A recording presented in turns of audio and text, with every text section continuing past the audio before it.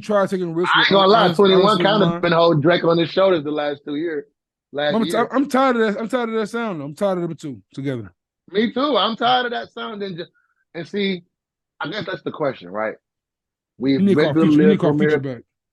We've been through the lyrical miracle era. We've been through the club song record. We've been through the crunk trap. We've been through the dope dealer rap. We've been through the mumble, the melodic, the auto tune. We've been through so many eras. What is next? Like that's gonna be innovative. What's next? What can be done at this point?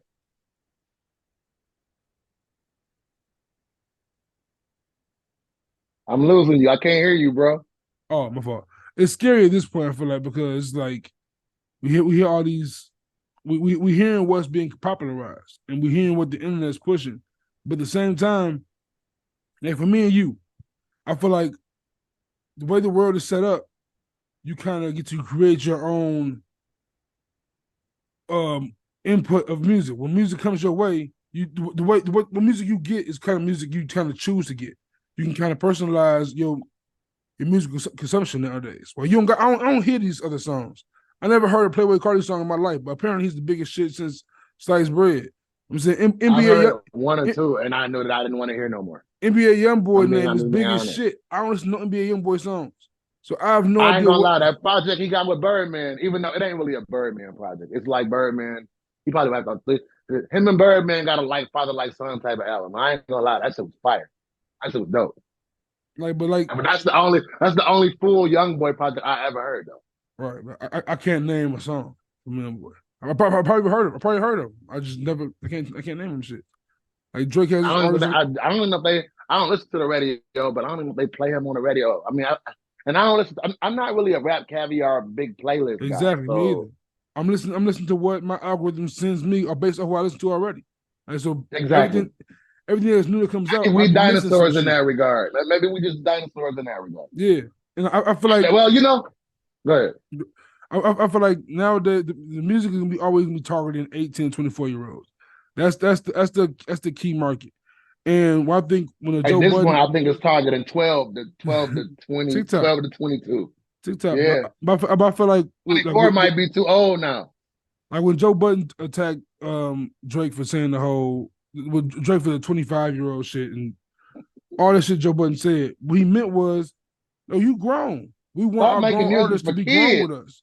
You know what I'm saying? Yeah, start making music for kids. Like when KRS One was popping the early '90s, late '80s. If he was rapping like Nelly in 2000 rather than dissing Nelly in 2000, people would look like he was crazy. We looked at him like he was crazy if he came out doing that. You know what I'm saying? It's like, and it's no knock against KRS One because his style wasn't popular anymore. But it's like, bro, you Drake. Imagine Michael Jackson coming out in '99 trying to be in sync. No, And he did. he had Timberlake's pen sometimes, but he wasn't singing like in sync. He was singing like butterflies. Nigga, run that. Yeah. Whatever song that was And, Timberlake and wrote. that's what I mean. Age, like age. Don't become R. Kelly in the outfit with the backpack with the lime green You shit know what I'm on. saying? You Exactly. know what I'm saying? Like, don't become that person. It's like Exactly. but I mean, we not gonna act like until the nigga grew a beard. We not gonna act like Aubrey hasn't had like a stigma of being historically lame to people. For sure. He could just rap his ass off. But it's like at a certain point, like, okay, cool. When Migos came out, when Fetty Wap came out, you were the first one to kind of like pop it and realize them niggas the future sound. Now we see you hanging around Yachty. He Hanging killed around Fetty this, Wap, in my opinion. huh? He killed Fetty Wap, in my opinion. Same way Kanye killed Designer.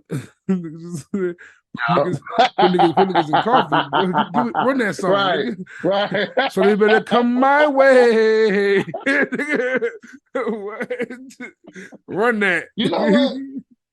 I hate to say it, but I think I almost see where this shit is going. And if it's going in that direction, I what am done with hip hop. you say? I AI? was, I don't think I think that's gonna be a fad. I I think do people are gonna too. get Like the tired of that. Oculus, all that shit. I first and foremost, the reason why hip hop sales are down is because, and that's crazy how we went from being the biggest recognized genre and all that shit one year, next year the hip hop sales being down 40%. It's because, and I just said this on my I just did a session for the homage tape part six last night, and I was saying on this in this rant I was going on is that we can't call the outside people vultures no more when we are becoming the vulture to our own culture.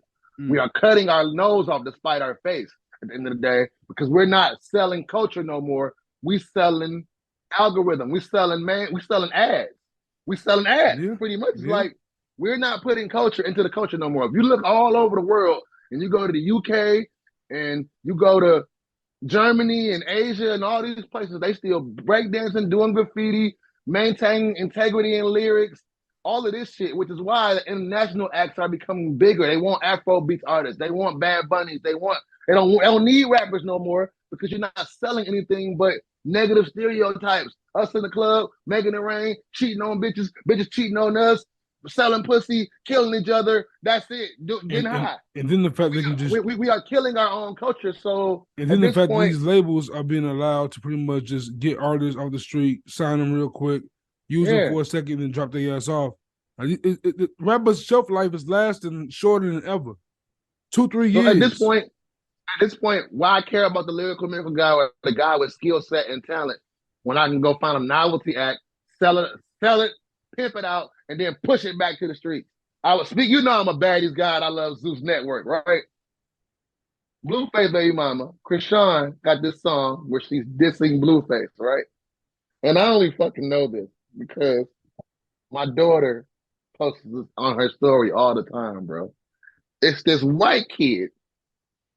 I don't know his name. It's Mabu, Mambo, something. Listen, I've seen this called Mabu. His name is Mabu. MABU. this white kid is from the mean streets of Manhattan doing trap music, and it's when I say my daughter know that shit right from where we was on the phone last night, and I realized I was a dinosaur. She like, you a hater, Dad. I'm like, look, I'm not being a Hey, hater. I understand that your music is for you and my music is for me, and I'm not gonna sit here and pretend like this because you like. You know, just like you don't have to pretend to like what I like because I like it. I would love for you to have some history and get some knowledge of the culture so you can understand where you came from to know where it's going so you don't be lost in the sauce when all these trends die. But that's what you like. If you like it, I love it. But this shit is crazy. it's like Crazy. B-Rad. It's right away from Manhattan doing trap. Yeah, how does B-Rad become popular? That at once upon a time, culture would have, and if you don't get him the fuck out of here, once upon a time, the culture would have discarded that. A kid from Manhattan, you know his daddy a doctor and his mama a lawyer or some shit.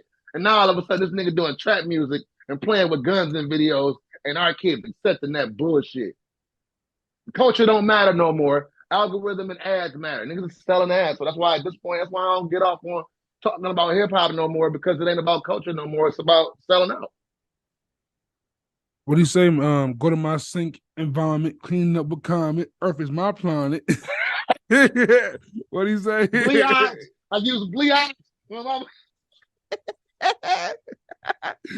Shout out to B-Rad. Yes, times is B-Rad crazy. G. Times is That's what crazy. I'm saying. Like, oh God, no disrespect to Eminem, but I don't want my grandkids or my great grandkids to think he invented hip hop. Bro, so You know what I mean? you ever watch reactions or reviews on like YouTube ever?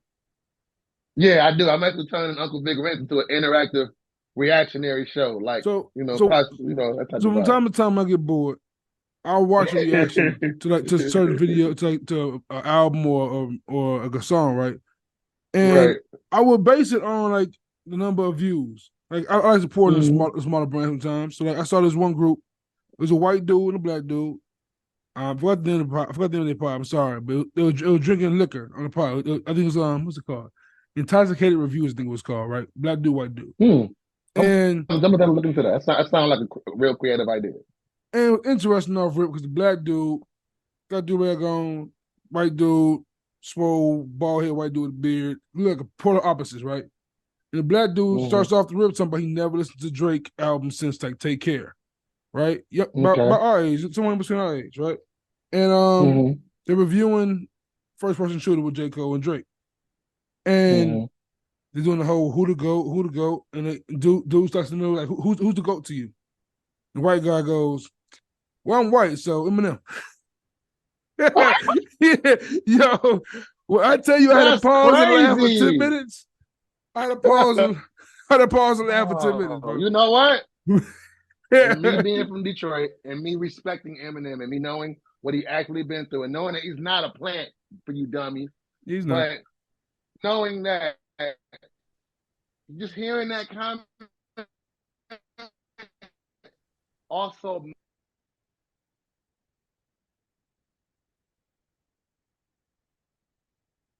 the machine, the machine of industry trying to give the other side of the coin their own, I guess, caricature of hip hop representing the culture and then not have to respect the rest of it. Because there was a time where you went into the suburbs, you heard NWA, you heard Mm-hmm. whatever the song. At the time, me being from Detroit, I didn't fuck with Benzino like that for what he was doing to Eminem. But as he's aging, as things have trans as things have changed, like I would love to see him and Eminem sit down now, he could actually get to know the person. Because I don't think he should have made it about Eminem, but I do understand what Benzino was fighting against.